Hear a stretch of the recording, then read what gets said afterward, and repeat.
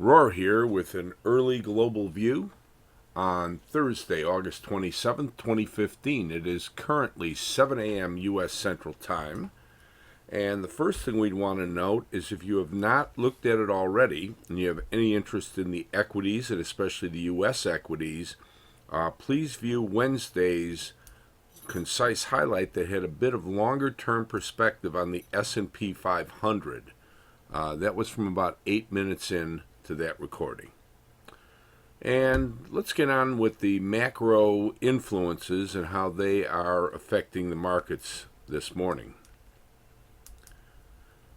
So let's ask how any of those macro factors might be affecting the markets at the present time. And what we know on our short-term hourly chart on the left, 30-minute on the right, is that the S&P 500 is up $20 this morning at 1958. Now that's very important because it's opening up back into the gap that it left on the way down back on Monday. While the earlier carnage was much worse, the high of the bounce on Monday was 1950. And it, of course, recovered Tuesday morning to get near that, but failed, and didn't even really quite get back there late yesterday. And so whether it comes out of this 1958 back above last Friday's close, closes off the weekly gap lower in the futures, and that's back above, again, the low end of the 1980 to 70 congestion was in fact where it got pinned at the close last Friday and then gapped down.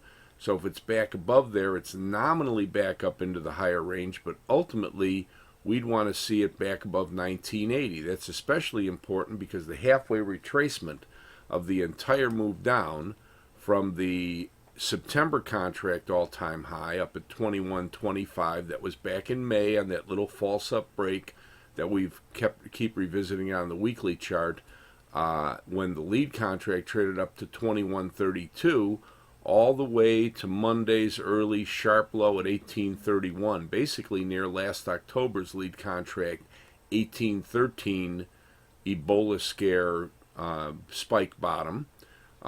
If the market can get back above this halfway, it's also back above all the congestion between 1980 and 70. While there's some congestion around 2000, in fact, the weekly chart down break up at 2015, which correlates very well with the 2/3 retracement, is the next key resistance.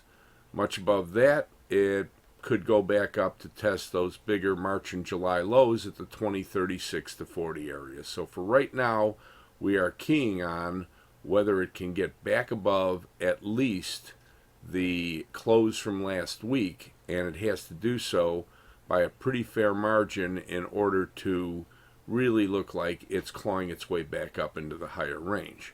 Now, the only other thing that's important on the short-term view right now is the degree to which it has gotten the hourly MACD back above that lower runaway band at 2 under, and it's now minus 134, gap higher today. It'll improve further. We don't put much stock in the 30-minute being above its upper runaway band because this tends to be the more critical factor. And if it does sustain itself on the way up, the question is whether it can then get back above the higher runaway band up at about 2 over. So we will be keeping a close eye on that later today along with the price level activity. And that pretty much does it for the short-term view of the S&P 500.